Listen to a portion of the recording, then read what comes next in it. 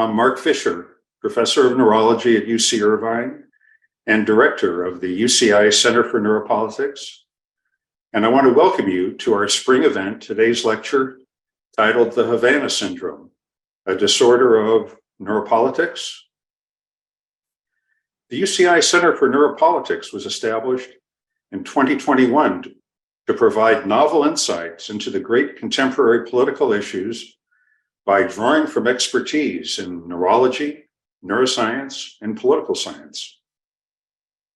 And today's lecture addresses the puzzling Havana Syndrome, a topic directly at the interface of these disciplines. Is the Havana Syndrome a true neuropolitical disorder? That is it a neurological illness manufactured for political purposes? We are honored to have as our guest speaker today, Dr. Robert Baloh, Emeritus Professor of Neurology at UCLA. Dr. Baloh has had an extraordinary career as the world's leading authority in the discipline of neurotology, a subspecialty focusing on disorders that produce symptoms of dizziness, vertigo, and hearing loss. He has written 14 books and more than 350 peer-reviewed articles over the course of 50 years. He has received many awards and trained more than 40 fellows in neurotology. And today, Dr. Baloh will bring his vast expertise to discuss the Havana Syndrome. We invite you, the audience, to send in questions to Dr. Baloh using the Q&A feature on your Zoom connection. And the discussion will be led by my colleague and center co-director, Dr. Davin Phoenix, Associate Professor of Political Science at UC Irvine. And by the way, while questions for Dr. Baloh are welcome, please hold any medical questions you might have if you are experiencing dizziness or vertigo. So now, let's please welcome Professor Bob Baloh. Thank you, Mark. I appreciate the introduction, and I hope I can live up to your expectations. So I'm going to talk about Havana Syndrome. I plan on starting with an overview, just to bring everybody up to speed. It's going to be a fairly rapid overview with some of the key details, and then I plan on addressing some of the common questions that I get asked about Havana Syndrome. When I've interviewed about it, I've been interviewed on numerous occasions by various parts of the news media, and hopefully I'll be able to fill in the holes of the more brief overview with answering the questions later on. And then finally, I will address some examples that have occurred in the past. Depending on how much time I have left, I'm a history buff, I've always been. There's just some fascinating stories of similar phenomena that have happened in the past, but I'll have only a short time to get into that. But let's start with the first slide in my overview. So very late in 2016, and then on and through first 5 or 6 months of 2017 is when most of the initial action took place in Cuba. At that time, embassy employees and family members began showing up at the embassy staff clinic with a whole range of different symptoms. And many of them reported that the symptoms began after they heard some strange sounds. Now, the symptoms were, as I say, very variable, from headache, even migraine headaches, dizziness, tinnitus, ringing in the ears, pressure in the ears, pain in the ears. Some reported cognitive problems, brain fog, difficulty concentrating, trouble with memory. The problem was there was not a very clear pattern, and there was much variability in the different groups of symptoms.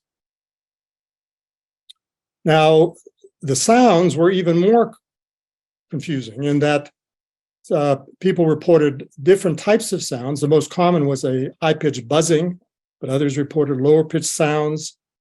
The sounds could be right before the symptoms in some cases. Others, the symptoms developed hours, even days after the sounds. Very unusual features. The sounds could occur in a room where another person in the same room would not hear the sounds. Person could get up and walk about to other parts of the home and either hear the sounds louder or not hear the sounds at all.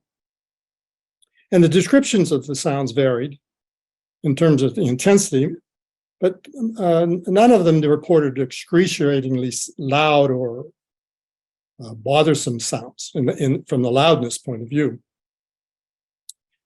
So obviously this was a problem for the staff at the clinic, what exactly was going on. As I'll get into, there was reports that the symptoms likely were due to some type of attack. They, in fact, initially they were called health attacks because patients would report having the sound and having symptoms. And that term was used frequently initially. Now, at this point, you have this complicated picture of patients coming in with a variety of symptoms.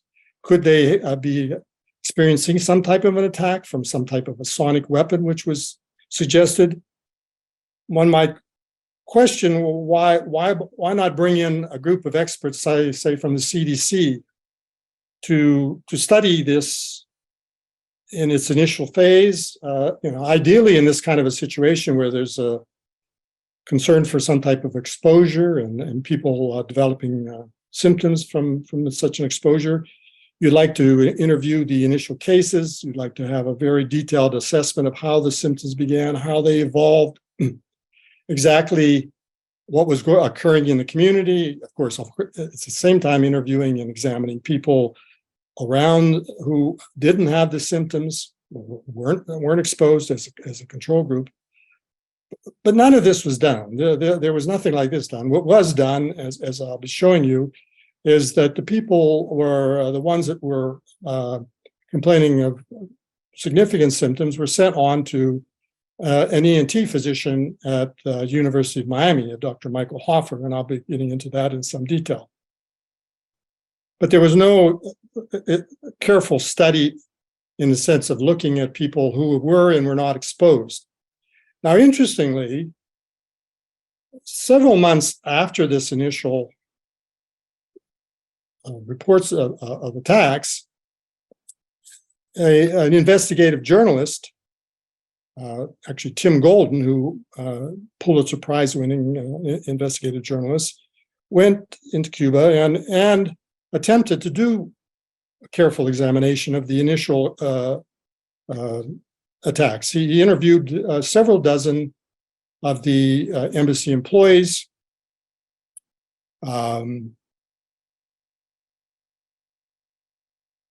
Identified some of the very first few people that were complaining of symptoms and tried to put together exactly what happened. As it turned out, for about the last month in 2016, there were rumors going about of some sounds being heard, some strange sounds. No one complained of any symptoms or illness at that time, but there were rumors of such sounds occurring. At the very end of 2016, the first person to present to the clinic, to the embassy clinic, was an intelligence agent who complained of headache, ear pain, and some problems with hearing.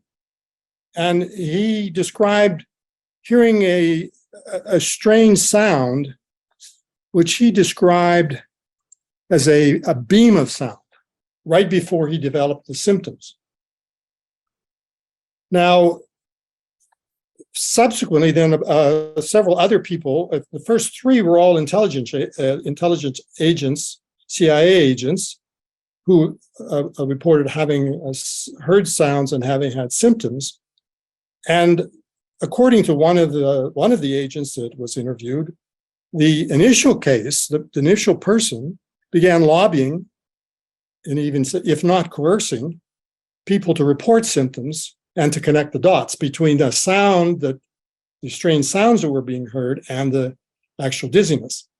Now, this is pretty much the only information we have about these early cases, which are often very important in this type of a scenario. And I'll be coming back to that later on. Now, one of the interesting things, too, is the attacks all occurred at the residence of the employees, or in two of the major hotels where employees stayed, particularly those who weren't married. No attacks occurred at the embassy. And there were no attacks reported by any, or no symptoms or descriptions of episodes by Cubans in the neighborhoods or any other people in the neighborhood initially. Now, in the early stage, these CIA agents went to the head of the American diplomatic mission there, Jeffrey De Laurentiis, and indicated that they were concerned that there was some type of an attack occurring, and they thought that the Cubans were responsible for the attack.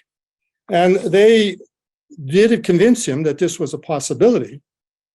And in early part of 2017, in March, he actually called a meeting of embassy employees and discussed the issue, telling them about the sounds and the fact that people had been having symptoms, and told them that they should be on the alert if they heard any kind of sounds and if they had any types of symptoms, and that they should immediately report them to the embassy clinic staff. Now, what is interesting is the first actual information to the public, and the first time that there was a release of information to the general public, occurred in August of 2017. So this is already after, by this time, some 80 people had reported symptoms, and many of them had already been referred on to a physician in Miami that I had mentioned. This was sort of a common referral route. And they presumably picked an ENT physician because of the sound and having ear symptoms. But it was actually a press, State Department press conference that reporters asked that they had been hearing about such things. They had been hearing about possible health attacks and employees having symptoms. And indeed, for the first time, the State Department spokesman indicated, yes, these attacks have been occurring. It was not completely clear what was going on, but that such things were occurring. And it was not very long, of course, that then reports start showing up in the press and in the media, as I'll get into shortly. Now, already in March of 2017, the United States warned Cuba about these attacks, and they sent expelled two Cuban embassy employees from the United States at that time, along with the warning. Later in the year, after this press release, a few months later, they expelled another 15 Cuban employees in the United States, and started to cut the size of the U.S. employees in Cuba. Now, of course, the Cubans were in a difficult situation. You're aware that, I mean, during the late years of the Obama administration, the relationships were starting to thaw somewhat with Cuba. People were allowed to go to Cuba, visit Cuba. There were some plane flights in and out of Cuba that were allowed. And of course, Cuba was very anxious to improve relations with the US, mainly because of money and the money that the tourists and other people visiting could bring. And so this was rather, from that point of view alone, it was rather strange. Why would the Cuban government be doing this whenever they were in a situation where it could only harm them at the time? And in fact, that's what they told, of course, the US government whenever they were warned about these attacks. But they immediately set up their own investigation, a committee that of top scientists to look into it whenever they were warned in March of 2017. And many of these were scientists that were known to US scientists. Even some had collaborated with US scientists, but they were asked to find out what was going on. They interviewed many people. They did soil samples, blood samples of various toxins, tried to find evidence of what the sounds could be. Interestingly, they invited the FBI to come in and conduct an independent investigation, saying that they would let them have access to anything they wanted, and indeed they did.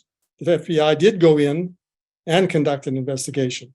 And as I'll be showing you, and interestingly, the results of that were not released by the government, but there were various releases from anonymous sources suggesting what the results of that investigation were. But the bottom line is the FBI could not find any evidence of any type of attack at the time. Now, as I said, about this time, late in 2017, is when really the media frenzy began. Headlines all over the country, New York Times, Washington Post, the Los Angeles Times, of sonic attacks, mysterious weapons, covert devices, Cubans attacking American diplomats. The interesting thing about these media reports, including many on the social media and on TV, were clear that there were attacks occurring. It wasn't a question of whether there were attacks. There were attacks, and they were occurring, and the Cubans were felt to be responsible.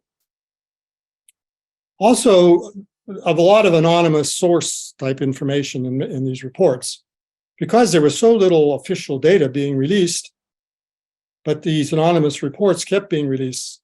One of them was that there was many of the victims of these attacks suffered severe hearing loss. This was in several reports. Another report, and again a leak from some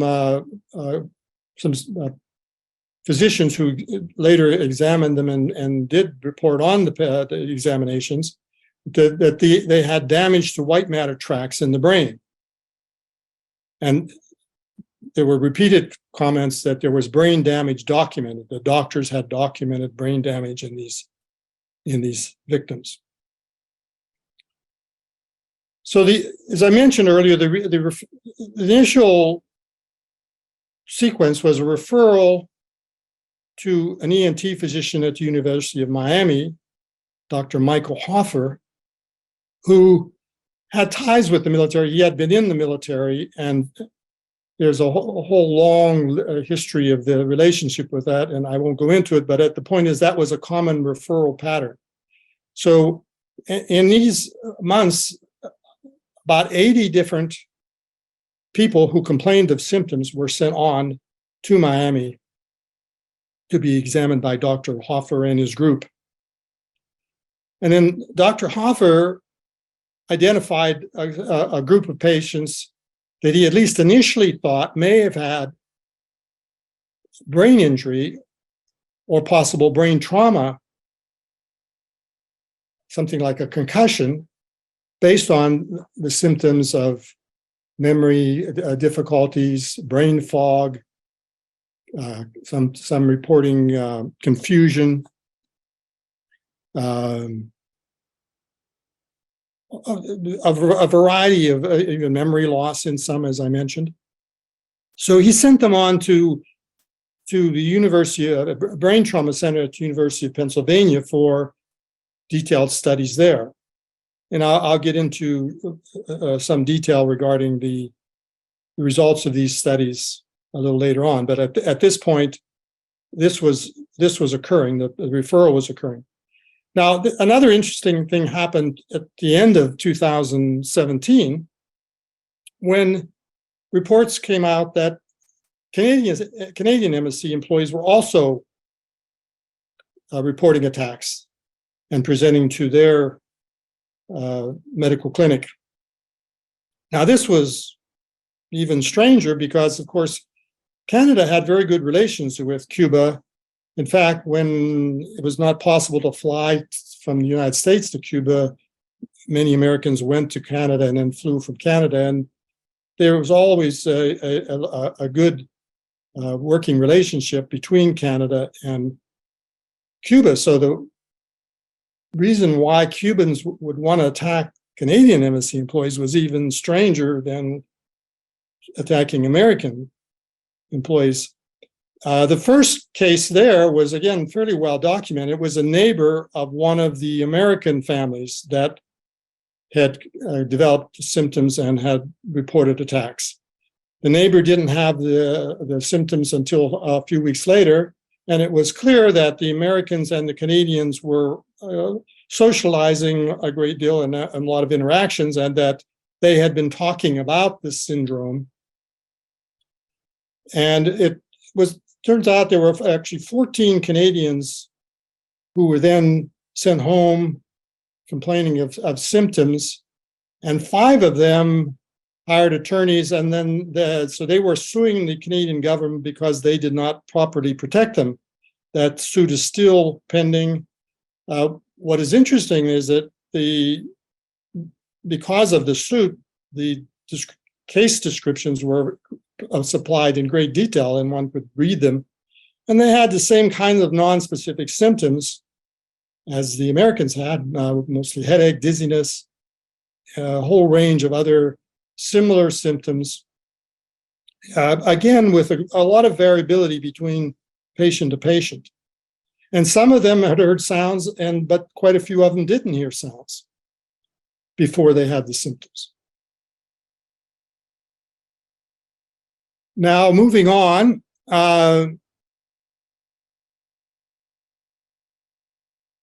January of 2018. Now, it's not too surprising, actually, even well before this, when this first came out, Senator Marco Rubio, who from Florida, who is well known to be a critic of the Cuban government, had stated unequivocally that the Cubans were responsible and that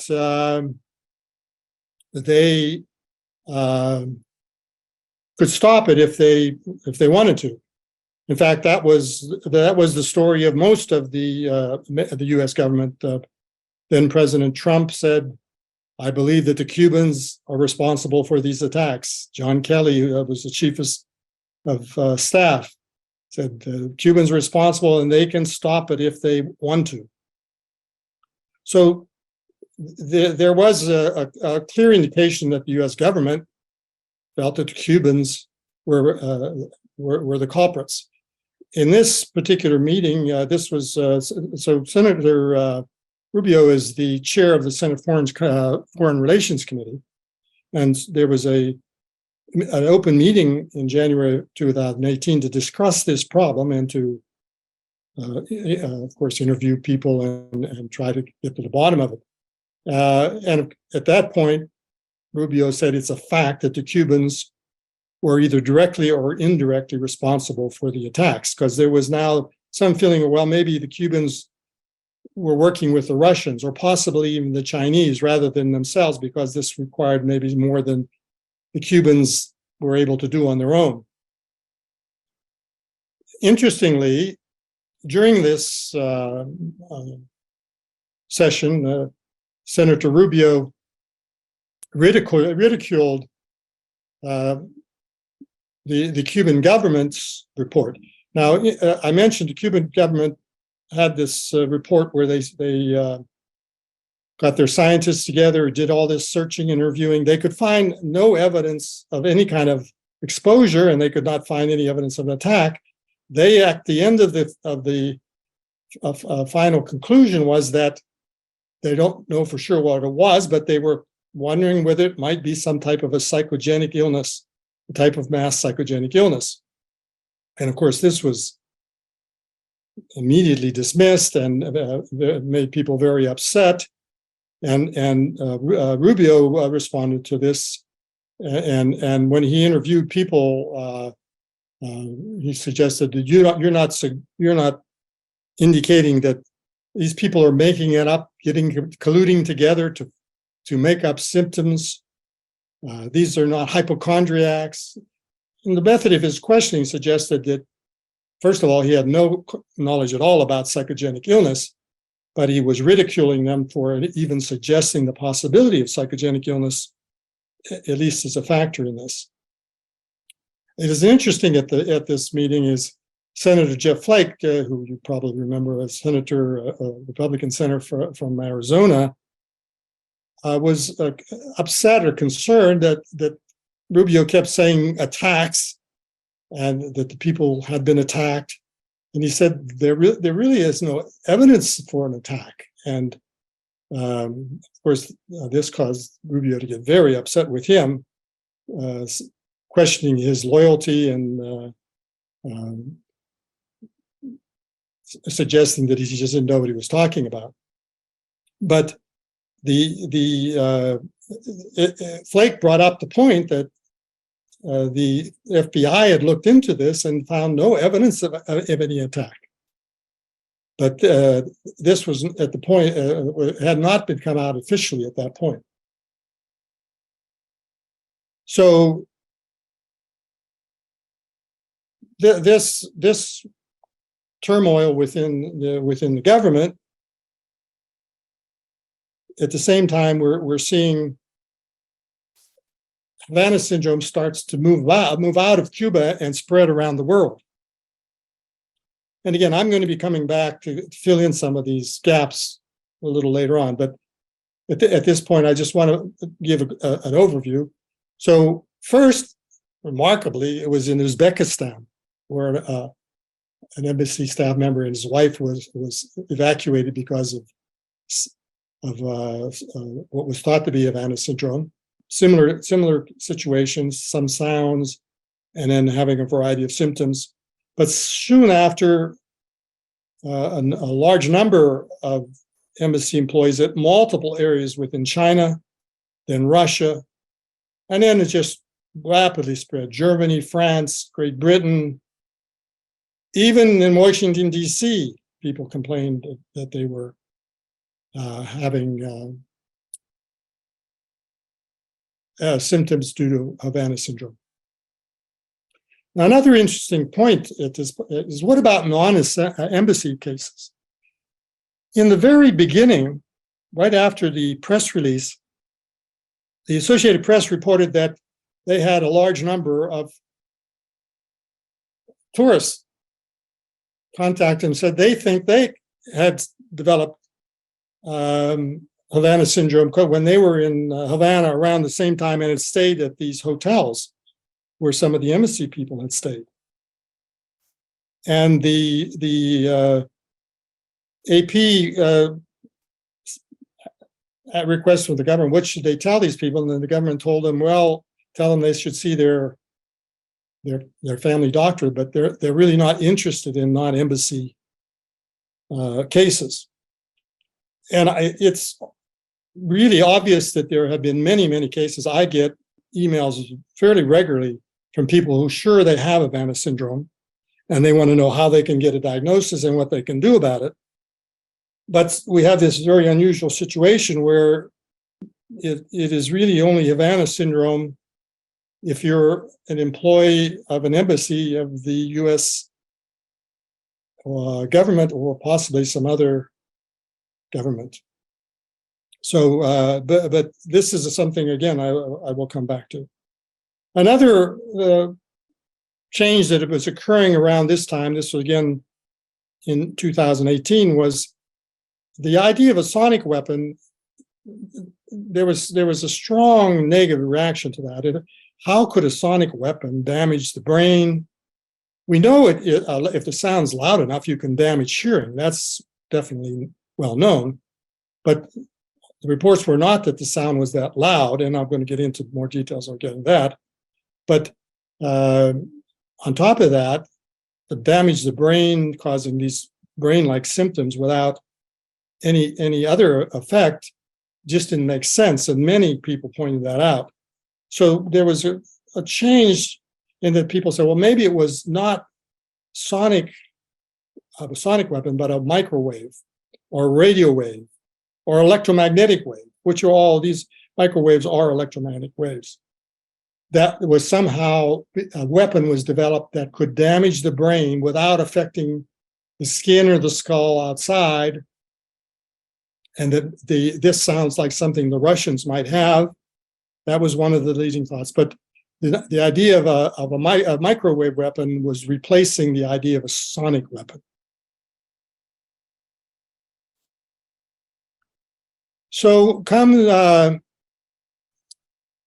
going to fast forward now, and then I'll go back again, as I said. But so we're in 2021, U.S. Congress passes a bill to compensate Havana syndrome victims.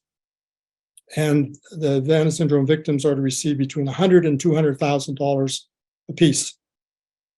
Now, one of the problems, of course, is nobody, certainly I don't know of anybody who knows how to make a diagnosis of Havana syndrome. There are no definitive criteria, and so it's going to be very difficult to be able to make a diagnosis. In fact, I mean, based on simply the terminology, it's not a syndrome.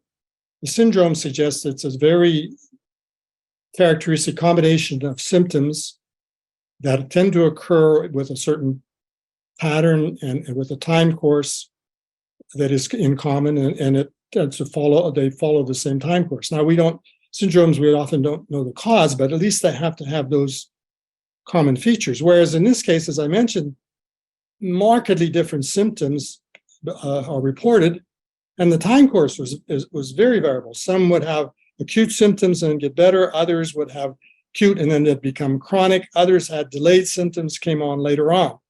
So this was going to be a real problem, how to decide who has it. Again, I'll come around to that. By this current year, 2023, news reports and such indicate that there are more than 1,500 U.S. embassy employees in over 90 countries who have Havana syndrome. And again, how this was determined or what the criteria, that's not clear, but that's the magnitude of the problem. Now, again, fast forward to March of 2023, and out comes a report from 5 separate U.S. intelligence agencies announcing that the results of the investigation that they had conducted of what they called anonymous health incidents. Now, they're replacing Havana syndrome with this, which for AHI for short, or anonymous health incidents, because they recognize that it really isn't a clear syndrome, and it's very hard to define exactly what it is. So this is the term they decided to use, and this term had been floating around, had been used on occasion, but this is now what the government, at least the intelligence agency, were calling Havana Syndrome, anomalous health incidents. They could find no evidence of attacks, and they felt that the symptoms could be explained by pre-existing conditions, conventional illness, environmental factors, and hypervigilance. Now, to some, this seemed to be startling news. In fact, I think I'll just read a few sentences from this just to give the flavor. 5 agencies judged that available intelligence consistently points against the involvement of U.S. adversaries in causing the reported incidents. Agencies employed an array of collection and investigative efforts that spanned hundreds of reported incidents within the United States and abroad, and explored a range of potential indicators of hostile activity, from identifying suspicious persons near incident sites to searching for a pattern among affected personnel. These efforts could not identify an adversary or as being responsible for any incident, and in some cases, intelligence agencies and partners had comprehensive information on the location where an AHI, or this anomalous health incident or Havana Syndrome episode, occurred, but found no evidence of adversary activity. And they then go on to say that they interviewed and reviewed the data on hundreds of individuals from all of these different locations who claimed to have had Havana Syndrome. And they felt that they could explain in the great majority of them, based on, as I mentioned, their pre-existing conditions, conventional illness, environmental factors, and hypervigilance. Now, as I'll get into shortly, this is to myself and to my co-author, Dr. Robert Bartholomew, who wrote a book on Havana Syndrome, published in 2020. This is exactly what we had concluded at that time. And as I'll get into, I'll describe the facts. So it was not that surprising to us, but I think it certainly has been surprising to others. But it certainly is not by any means accepted by many people. Certainly the press has not really accepted this so far. It's certainly coming around to some degree. The lawyers for the various victims are very upset with this and have attacked it. But let me go on now and just briefly tell you how I got involved in this. I'm already a little behind my schedule, so I'm going to have to move on a little faster. But so I first heard about this in late 2017, like everybody else, in reading the newspaper, reading in the Los Angeles Times, an article saying that victims of a sonic attack in Cuba had a whole range of symptoms. They had brain damage, some had ear damage. And it really was startling. I mean, it was very difficult to understand. The first question I had, of course, too, was why would Cuba want to do this? What would be the benefit to them? And then what type of a sonic weapon could do this? I've worked in this area for a long time. It didn't make any sense at all to me. So while I'm reading these various newspaper articles, beginning of January of 2018, I received a manuscript to review from the Journal of the American Medical Association, JAMA, that was submitted by the group of researchers at the Brain Trauma Center at University of Pennsylvania, describing the results of their studies on 21 patients who were referred there for evaluation of Havana Syndrome symptoms. Now, these were 16 of the original group that were referred from Miami, and then another additional 5 were subsequently referred on. So their study consisted of 21 such patients. And so I was thinking, my goodness, now I'm going to get some real answers, some real scientific data on what's going on. But unfortunately, that was not the case. Essentially, what they did is reported 21 case reports. They described what they said was a probable sonic weapon, but provided no details about it, hinted that the government had information, but it was top secret and could not be given out at that time. They indicated, and the study showed they did hearing tests on these patients, and the hearing was normal, except in 2 patients that had pre-existing hearing loss. So despite the fact that there had been complaints of hearing loss, objective hearing tests showed no hearing loss.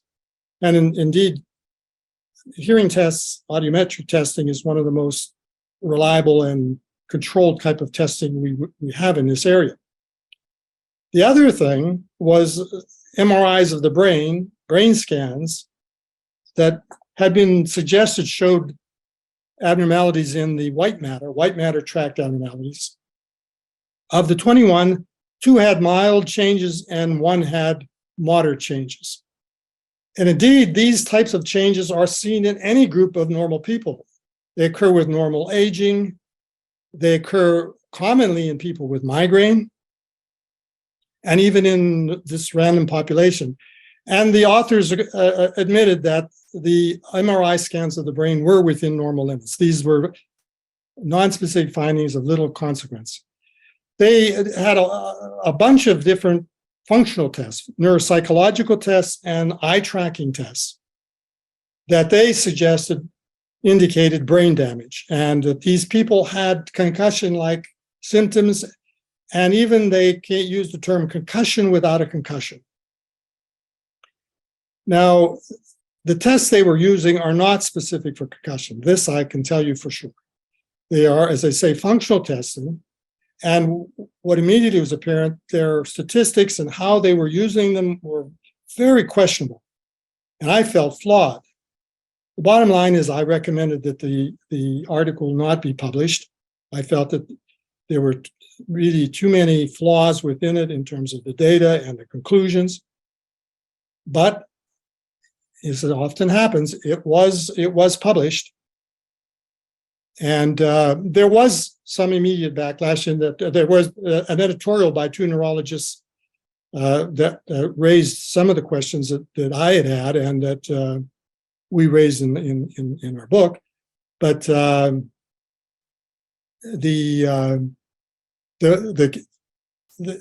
backlash was delayed, and over the next several months, many letters to the editor and other comments came in. One of the key was from Dr. Sergio Della Sala, who's the editor of the journal Cortex, a journal. It's a journal, neuropsychological journal, and Dr. Della Sala and the entire editorial board of Cortex wrote to the editors of JAMA and suggested that the data was highly flawed, and that the criteria that they had used to determine abnormality was such that just about everybody would be abnormal, including the editors of the journal of the American Medical Association themselves. And they asked for more information from the authors on how they did the tests and the statistics used.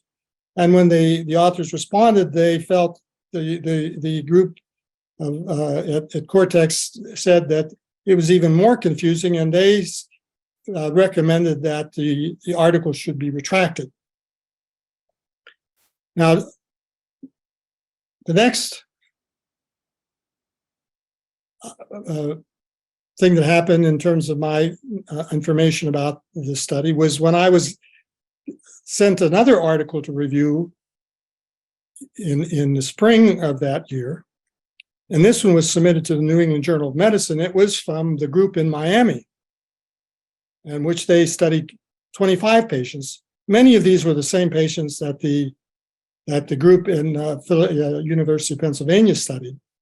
And one of the remarkable things is it came out shortly after that there was a feud developing and had developed between the group at University of Pennsylvania and University of Miami, so that the University of Miami group refused to, or wanted their names removed from the initial paper that was submitted to JAMA because they did not feel they were given adequate access to the data. So they said, okay, we'll publish our own article, and they sent it off to New England Journal of Medicine, as I say, in March or April of that year. I don't recall exactly, but describing 25 patients with this syndrome. And they focused on audio vestibular testing, although they also found that the hearing tests were normal, except for the two people that I had mentioned. But they reported that all of the patients showed abnormalities on otolith ocular function and vestibular testing. Now, this is an area that I've worked on throughout my entire academic career. And one of the things that I can tell you for sure is we do not have an adequate or reliable test of otolith ocular or otolith function.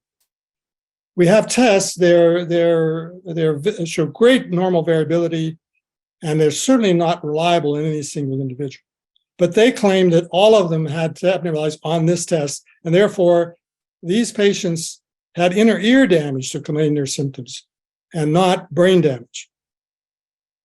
Now, one cannot help but see the fact that these are ENT physicians in Miami who are finding ear damage to explain the syndrome, and the Brain Trauma Center finds brain trauma as the cause of the syndrome. So, based on this, in this case, it was straightforward. I said this is really bad science. This should not be published. Two other reviewers that reviewed the same paper said, totally agreed completely. This should not be published. It was turned down by the New England Journal of Medicine. And then they published it later at the end of that year in a ENT journal that Michael Hoffer was on the editorial board. And the article was published. And not surprisingly, when each of these articles were published, the media had, again, multiple headlines saying evidence of brain damage. Doctors find evidence of brain damage. Doctors find evidence of ear damage as the cause of this. Based on that experience, and then in discussions I had with Dr. Robert Bartholomew, a sociologist in New Zealand, about this problem, we started to work on a book to try to get at the details. And so the book we worked on through 2019, and we published it in 2020, January 2020. And the basic premise of the book was there was no evidence of attacks to explain the symptoms, and that the symptoms could be explained by a combination of pre-existing conditions and psychogenic illness or psychosomatic symptoms.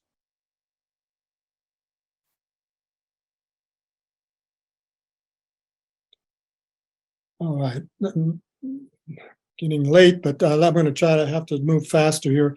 Just a few, the Jason reports, it's remarkable. I think that it would be negligent of me to go into this story without bringing up these two reports. These were conducted by the Jason group, which is a group of scientists who perform these types of studies. The U.S. government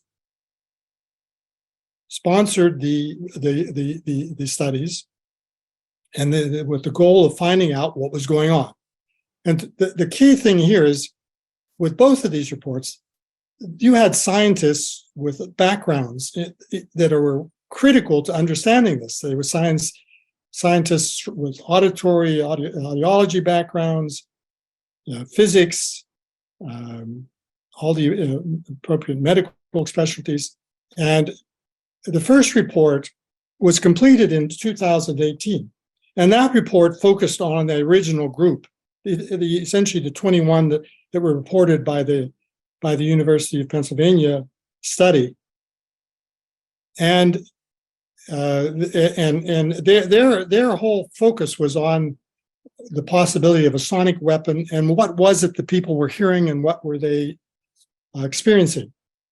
Remarkably, of the first 21 people that had the episodes, 8 of them recorded the sound on a recording machine.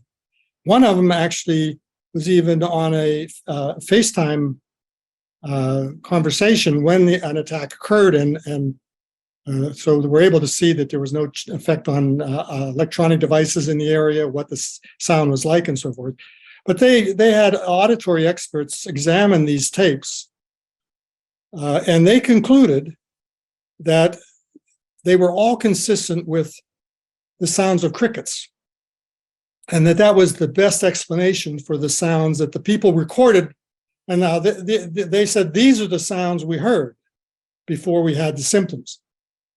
And the experts concluded that these sounds were nothing like any kind of a sonic weapon. They weren't that loud. There was no way this could be the cause of anything. They also addressed the issue of infrasound and ultrasound, so sound wave above and below the hearing level. Could any of that be involved? And their conclusion was that a sonic weapon did not make sense. It would just didn't fit and was not at all likely. They also even speculate too that at that point there was a question of the microwave microwave weapon, but that was just early stages. They didn't focus on that, but they thought that was not likely. It's interesting though that the report was not released, and it was not released until September of 2021, when a reporter for BuzzFeed, Dan Ferragamo, who I'd been in communication with, in fact, he sent it to me to look at and to review when he finally got it. And when it was finally released, it made no sense to me why it was not released immediately, but the government did not want to release it. They had to get it through the Freedom of Information Act. The second Jason report was completed in October of 2021, and this one was much more thorough, and it was much more consistent with the response and report of the multi-intelligence agency report that I mentioned earlier. They looked at large numbers of people from all different countries. They also focused in on the microwave issue and found that did not make sense. First of all, you see, microwaves, we know how they work, and they cook, they heat tissue, they damage tissue if they get heated enough. But you can't cook the brain without cooking the skin and in the face first. I mean, the closest example we have that we could explain what a microwave is like is light waves. It's just it's a micro electromagnetic wave, but with a little longer wavelength. But it would be the same as trying to cook the brain with intense light from the sun without touching the skin or the skull. It's just not going to happen. And there was no evidence of any objective brain damage on MRI of the brain. So the idea that microwaves are somehow damaged the brain, they felt did not make any sense. And the other thing is they concluded as well, when they interviewed all of the different people with, in quotes, Havana Syndrome from around the world, that most of them could be explained based on either pre-existing symptoms or psychogenic, like symptoms. There was a small group that they said of several, like I think it was a couple of hundred, a small group under 20 that they could not explain, but they didn't, it's not likely that you could explain every single one of these. But the vast majority, and they went in great detail looking at all records and all information. So the Jason reports, again, not much reported. And I'm running out of time. I'm seeing, so what I'm going to do, I'm going to end with this. I'm not going to have time to go into some of the other things. But again, for those who want to, follow up on this in terms of references and also a lot of examples of other things in the past where this has happened, our book on Havana Syndrome, you can look at it there. But finally, and I get this asked about this a lot, and this is a difficult. What about the National Academy of Science report? The National Academy of Science got together a committee that looked at this problem now about a year and a half or 2 years ago, and asked to come up with a conclusion. And they reviewed this. Now, interestingly, be aware, this was during COVID, and they actually did this essentially as a literature search and a Zoom kind of meetings. But they, after going through the entire process, they concluded that it was most likely due to a microwave attack. Despite saying that we don't have any objective evidence for such an attack, but that is our conclusion, that it was probably a microwave attack. And one of the reasons was they felt there's what's called a fry effect, which is when microwaves can cause some clicking-like sounds in the ear by direct stimulation of the auditory end organ and nerve. So it's not really a sound, but it's a perception of a sound. And so they thought that explains the sounds, this fry effect. Now, of course, they ignored the fact that people were recording the sound. So if you record it, it can't be a perception of a sound. It was an actual sound that was recorded. One of the rather remarkable things is that they apparently did not have either of the Jason reports. Of course, one had been withheld and the other hadn't been completed at that time, apparently. So they didn't have any of that information when this was decided. But that, of course, is still being thrown around as how, the National Academy of Science says it was a microwave attack. And that's one of the leading considerations amongst those who want to believe in an attack. I'm afraid that, I'm going to have to stop here. I've gone over. Mark, I'll let you now maybe take over and we can have a few minutes of questions. I'm sorry I got tied up with all of these things. No worries, Dr. Baloh. Thanks so much for that presentation. I will field. Oh, I'm sorry, Gavin. Questions. Yeah, no problem. I'll field the questions. So we've got 3 questions or comments, and I will direct them to you in the order that we got them. And I think they'll give you some chance to maybe expound on some of the ideas you didn't get a chance to get to. So we'll start with Sana Isfahani asking, was there any expansion of the syndrome effects to FBI agents? She has a patient who's a former FBI agent who believes that she was attacked in Hawaii. So any sense of people beyond embassy, like FBI agents in particular? I suspect, although that, as far as I know, I don't know of any specific instance, but several intelligence agents of the CIA, and whether even it's possible that some FBI agents, I honestly don't know. Sure. Want to do some more digging with that patient. This is a comment from Ahmed Jalian that I think you can kind of relate to your own work.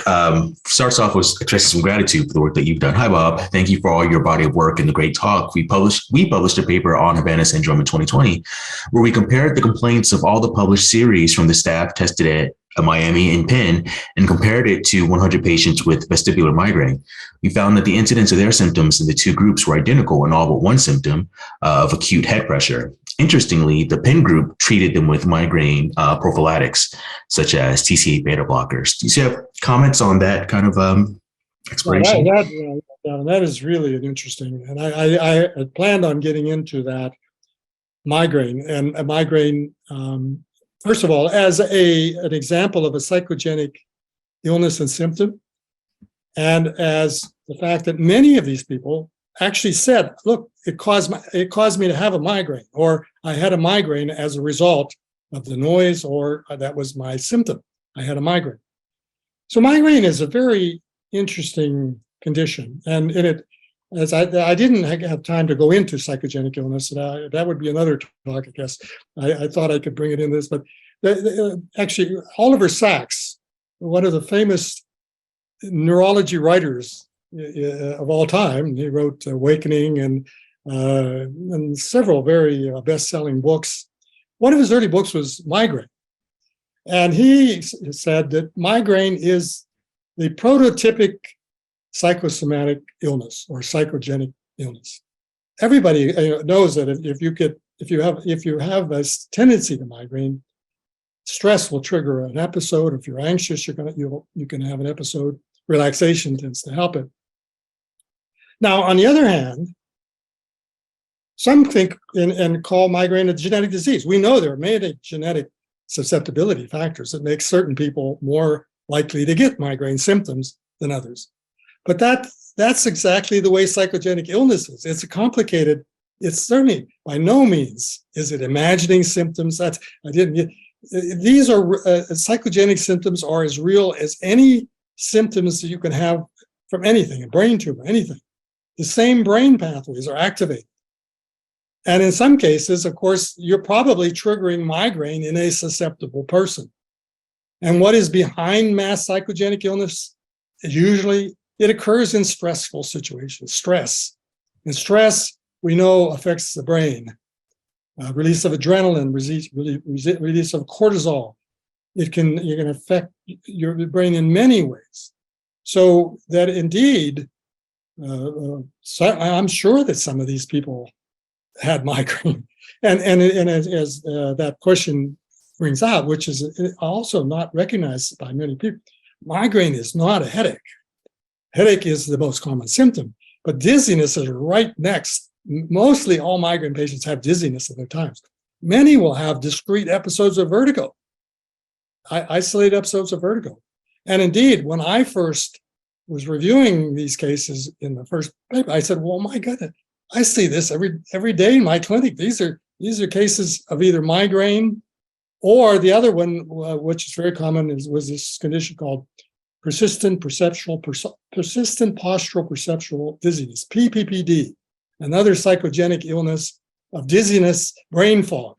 These patients are dizzy 24/7 for years, months. They feel brain fog. They have multiple other similar symptoms, but many of the patients fit exactly into that pattern. So the patients did fit into patterns, but to blame it on an attack, I think doesn't do them any good, because the one thing you don't want to do when you have psychogenic symptoms in someone like this complaining of them is to say you have brain damage, because we know that's the way to make it worse in the long run. And if they're not going to get better, the chances of them getting better, they need reassurance. They need to be addressed like any other patient. They need to have testing to be sure that things are not being missed. Identify what you can, but don't tell you have brain damage, because that is a signature of a long chronic illness. One of the most dramatic outbreaks of psychosomatic and mass psychogenic illness in the history of the world was shell shock during World War I. And certainly many of the people did initially were around exploding shells and did have concussive effect, but 95% and above were subsequently shown to be psychogenic. And just the stress and the fear of the war and all of the stress associated with it brought out this. But what they did learn, and it was very dramatic, if you sent them back behind the lines to a trauma center, brain trauma center, many of them were invalids for the rest of their life, or they had chronic symptoms that persisted. Whereas if they were worked up and reassured and given supportive care, many of them got better. And I think the same thing can be said for this situation.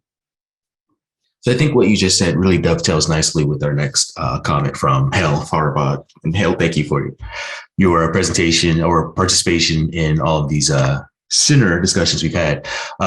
And so you might not have much to say, but just because it's very much aligned, these symptoms can be explained by the vulnerability of individuals who are prone to anxiety disorders under long-term stress and anxiety-provoking conditions, such as being under surveillance and the constant expectation of threat. The MRI of those real cases perhaps should also show a reduction in hippocampus volume and possibly an enlargement of the amygdala. Well, yeah, I can't disagree with the problem with, and this is a good point. You're not going to identify that in a single person. That's the problem. If you look at group comparisons, you might be able to see these. This is one of the things with all of the. There was some functional MRI studies that were reported on these patients, but it's these kind of studies are made to be looked at in group comparisons. But in an individual case, there's too much variability to make any kind of definitive kind of statements. But there's absolutely no question that stress can change your brain. I've become very much involved in this. I had a book after Havana Syndrome that addresses this.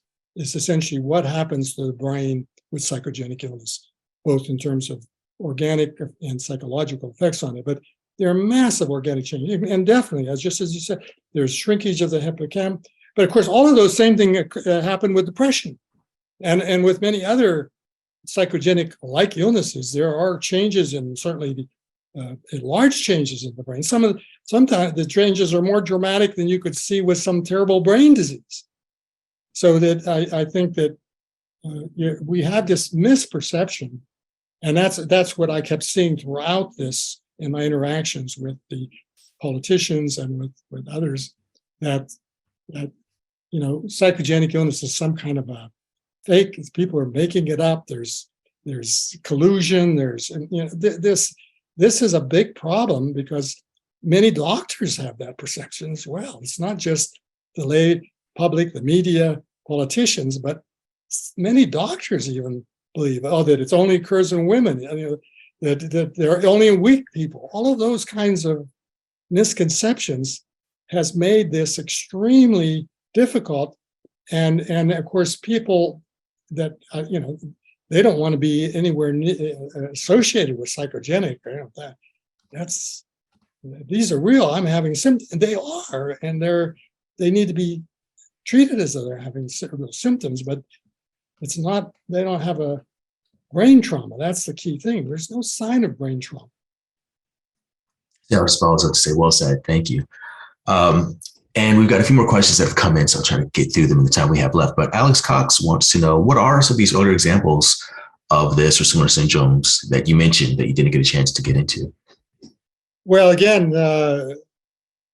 there's many, and that's more than half our book is addressing these, and there's great detailed referencing to it. But starting with the witch trials in the 17th century, with the young women becoming sick and blaming it on people, women in the village who they didn't like or had treated them badly, and leading to the deaths of thousands of people who were claimed to be witches. That's some extreme example. But I think one of the key things is there's a tremendous variation in so-called mass psychogenic. The ones we hear about is the most common is schoolgirls. A bunch of schoolgirls, one smells something or tastes something. The famous one was the Coca-Cola scare in Belgium, where a schoolgirl there drank some Coca-Cola. It tasted funny. It spread throughout her whole school. Before long, all throughout Belgium, all throughout Europe, Coca-Cola was removed from all of the stores throughout Europe. People were having all kinds of illnesses and attributed chronic illnesses to it. And eventually it was determined that it was all psychogenic. There was some sulfite in one of the batches of that gave it a little funny smell. That may have been a trigger, although even that wasn't sure. But there's examples. But that's the one that people of schoolgirls, because weak women, girls, that still is, basing back to this old idea of hysteria, mass hysteria. Well, that's why we dropped that, because it has historical baggage that's wrong. More common or examples there's a thing they're called the hum. There's and people that hear the hum are the hummers. This has been going around the world for a couple of many decades, back into the 60s, where people will hear a humming sound and then they get sick. And in cities, it occurred in cities in Bristol, England. The famous one was Taos, New Mexico, where the people heard this and they would get sick. They brought in a team of investigators. In fact, the U.S. government sponsored these investigators come in for 2 weeks. The scientists could not find the sound. They recorded and they could not find the sound. And it had a lot of these unusual features, like in this case, where it's in one place, but not in another. Somebody in the room hears it, another person doesn't hear it. And the symptoms are very variable. But then that's where there were cities all around the United States and Canada where this would be outbreaks of this. It would last for weeks and sometimes months at a time. So there's huge number, thousands of examples in different areas. A lot with sounds, like acoustic shock with early telephones. The telephone operators that would complain of being sick from listening to the sounds that they listen to all day, and that spread throughout whole groups of telephone operators. What's interesting about this, it'll start in one group or some few people, and then it'll spread through that group. But you can have another group just across town would have 0 affected cases, and then have this entire population affected in one area. So it tends to spread as the media, politics get involved, doctors, all of this can lead to framing of how people perceive this.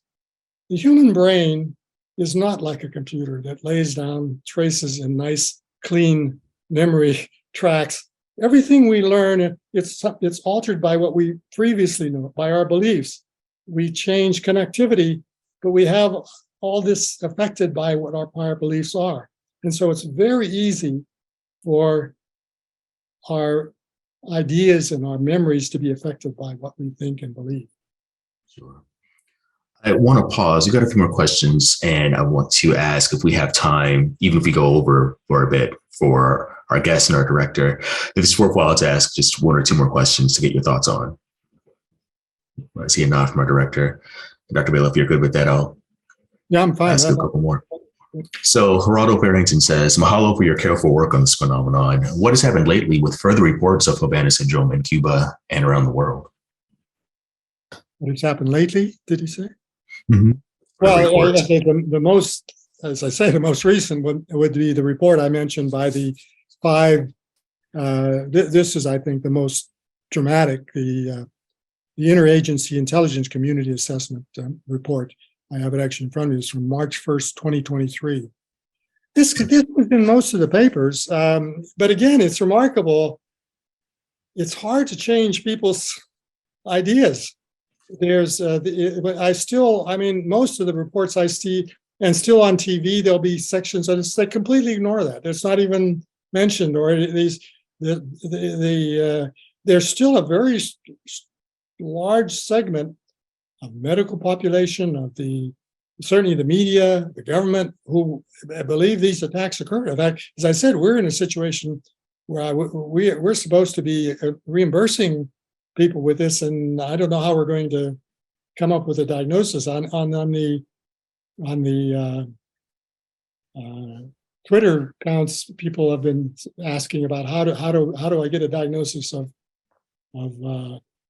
Havana syndrome, and the leading answer is go to see Dr. Michael Hoffer in the University of Miami. So we're in a situation where there's going to be, Havana syndrome doctors, like there are Lyme doctors, like chronic fatigue doctors.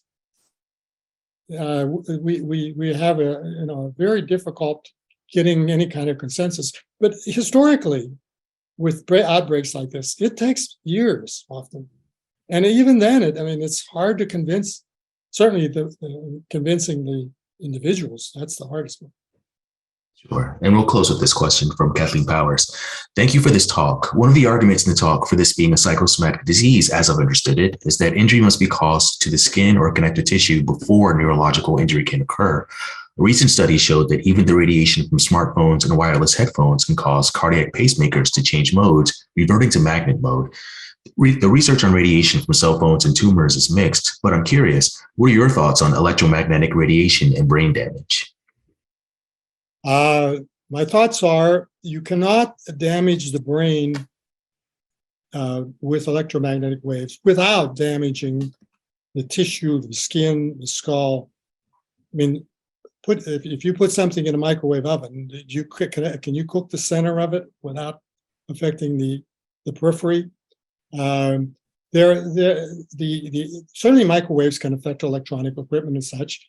And if you had enough energy in microwaves, you could cook the brain. There's no question about that. But one of the biggest problems, and it's totally ignored by the people who make the argument for microwaves, is we know there have been instances of microwave exposure, of high energy microwaves, and it does cause, the first thing it does start to cook. It cooks the tissue and it heats it up. So people complain, they feel hot, they get sweat, their heart rate goes up. They have a completely different clinical syndrome than these people with Havana Syndrome are reporting. And so if you had enough energy, certainly you could damage the brain with any electromagnetic wave. The problem is to go through the skin and skull, damage the brain tissue, and have normal MRI and no evidence of skin or, now people have argued, there may be some secret weapon, but experts do not come up with any weapon that I've seen. Appreciate that. We want to thank all of our audience members, our participants, for your engagement, and thank you to everyone that submitted the question. Apologize that we couldn't get through every question, but I think this is a great additional contextualization for Dr. Balloh's work and remarks. And so I want to thank you, Dr. Baloh, for such an interesting presentation, for your ongoing work on this. And I want to give it to Mark Fisher for our closing comments. Thanks, everyone. Thank you. I want to thank Professor Baloh for his outstanding presentation today. And I want to thank those who have worked behind the scenes to make this event possible. Isabella Caitlin, Cheryl Cotman, and Stephen Gahn from the Center for Neuropolitics, Jessica Banfield and Joanna Wu from UCI School of Medicine, and our fantastic media director, Will Alvarez. Thanks to Dr. Akira Shiyama at UCLA for assistance with this event. And thanks to you, the audience, for your engagement and your enthusiasm. The next UCI Center for Neuropolitics event will be this fall when we have our annual symposium. This year's topic will be Conspiracy Thinking in American Politics. So please be on the lookout for more information on this event. And as I say goodbye, I look forward to seeing you again in the fall.